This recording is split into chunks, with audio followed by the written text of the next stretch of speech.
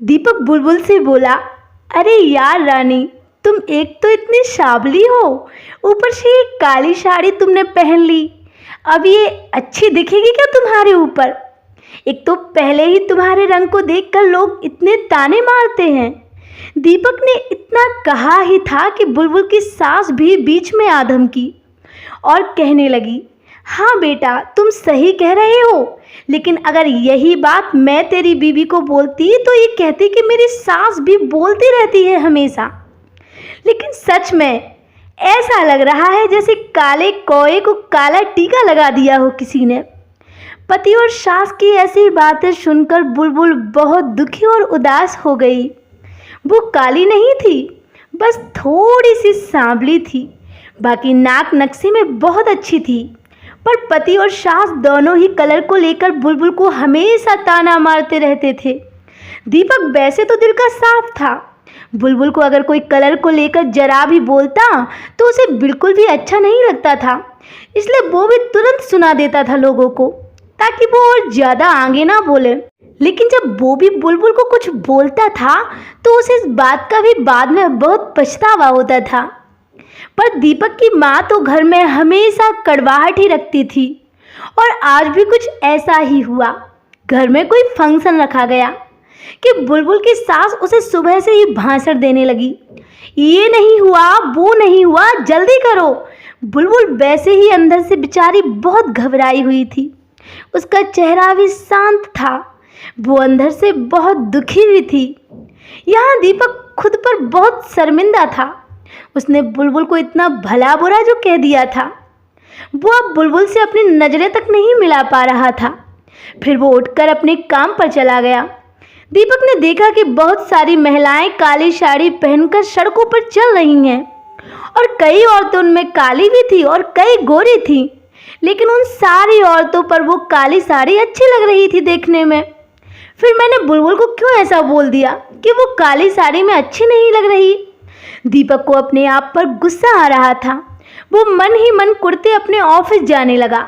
वो अपनी बाइक से जा ही रहा था कि उसे थोड़ी दूर पर उसे अचानक से उसका बचपन का एक दोस्त विकी और उसका पूरा परिवार साथ में दिखा। दीपक ने तुरंत बाइक रोकी और विकी को गले से लगा लिया। यार, कितने दिन बाद मिले हैं हम। इसके बाद दीपक ने विकी के माँ बाप के पैर छुए। तभी उनके पीछे से विकी की पत्नी निकल कर आई, और वो तो बुलबुल से भी ज़्यादा सांवली थी, जबकि विकी दीपक से भी गोरा और सुंदर था, और उसने भी इत्तेफाक से काली साड़ी ही पहनी हुई थी। और फिर विकी बोला, दीपक, इससे मिलो, ये है मेरी ब्यूटीफुल वाइफ, इसका नाम है प्रीति। तो दीपक बोला, नमस्ते भाभी जी, आप इस साड़ी में बहुत अच्छी लग रही हैं। तो प्रीति के चेहरे पर एक छोटी सी स्माइल आ गई और उसने दीपक को धन्यवाद बोला, लेकिन प्रीति से ज़्यादा तो विकी खुश हो गया। दीपक विकी को आश्चर्य से देख रहा था। विकी दीपक के मन में क्या चल रहा है तुरंत समझ गया। वो दीपक के सवालों को हल करना चाहता था। विकी ने दीपक को सीधे ही पूछ लिया, तुम्हारे मन में जो भी है पूछ लो, मैं उसका उत्तर देने के लिए तैयार हूँ। जल्दी पूछ लो, ज़्यादा गहरा मत सोचो। दीपक पहले तो हड़बड़ाया, फिर वो कहने लगा, अरे नहीं, ऐसा कुछ भी नहीं है। तब विकी ने दीपक से कहा, तुम शायद मुझे जानते नहीं हो भाई, कि मैं लोगों का मन कितने अच्छे से पढ़ सकता हूँ, और फिर तुम तो मेरे बचपन के मित्र हो, तुम्हारे मन की बात भला मुझसे कैसे छुप सकती है। विकी आगे बोला, चलो ठीक है, अगर तुम्हारा मन नहीं है पूछने का तो मत पूछो, मैं ही तुम्हारे सवाल का जवाब दे देता हूँ। तुम यही सोच रहे हो ना कि मेरी पत्नी जो रंग से काली है और उसने एक काली साड़ी पहन रखी है और मैं उससे गोरा हूँ, फिर भी वो और मैं दोनों इतना खुश कैसे, है ना? दीपक सब कुछ शांति से सुन रहा था और वो कुछ भी नहीं बोला। विकी बोला, देख भाई, काला रंग ऐसा रंग है जिसमें दुनिया का कोई भी रंग मिला दे तो वो कभी भी नहीं बदलता, यानी कि किसी और रंग की संगत में वो अपना अस्तित्व कभी नहीं छोड़ता। और ठीक इसी प्रकार मेरी प्रीति भी दिल से एकदम उसी कलर की जैसी है, कभी भी रंगीन ना होने वाली लड़की, सिर्फ मुझसे बेइंतहा प्यार करने वाली मेरी एक आवाज़ से मेरी हर बात समझने वाली। अगर उसे दिल की आंखों से देखा जाए तो वो इस दुनिया की सबसे सुंदर लड़की है और मैं भी उसे खुद देखना चाहता हूँ। लोगों का क्या है, वो तो बैठे ही हैं बुरा भला कहने के लिए। अगर औरत गोरी है तो वो छिपकली बोलते हैं, काली होती है तो चूहा या कौवा बोलते हैं। क्या क्या नहीं बोलते लोग। ताना मारने वाले मारते रहेंगे, लेकिन हमें हमेशा खुश रहना चाहिए और वही मैं कर रहा हूँ यार।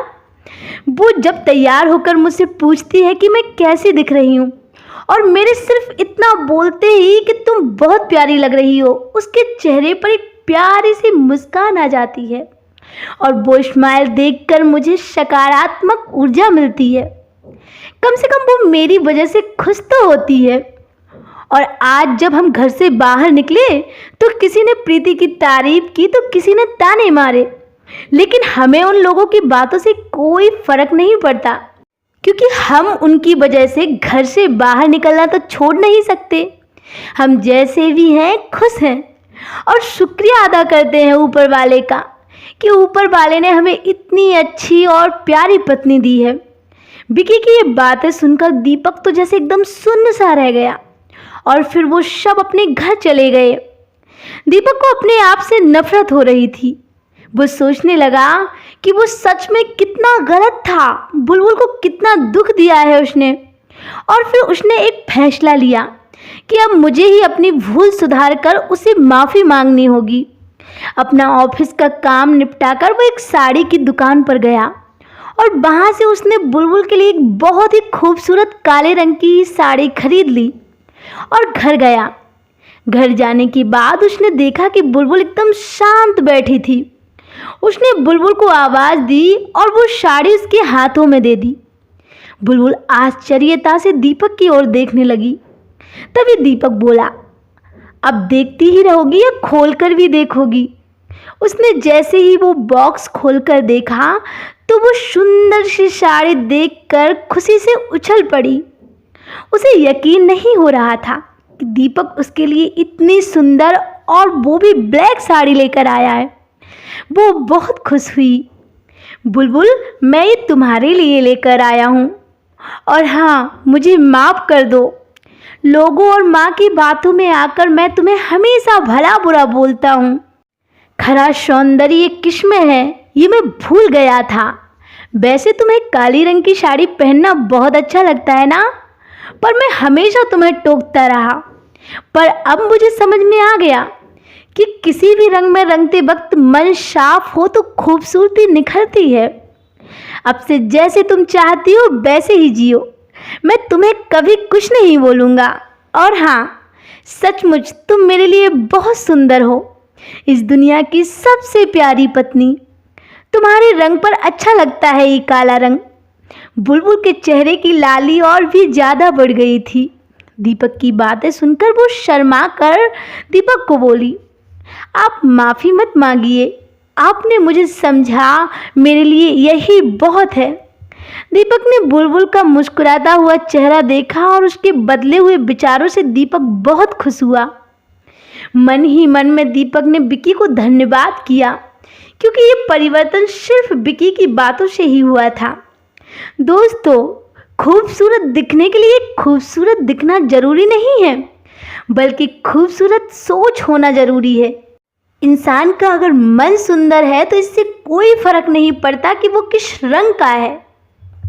आशा करती हूँ दोस्तों आपको ये कहानी पसंद आई होगी। अगर आपको ये कहानी अच्छी लगे तो प्लीज़ हमारे चैनल को सब्सक्राइब करें, वीडियो को लाइक करें और ज़्यादा से ज़्यादा शेयर कर दें।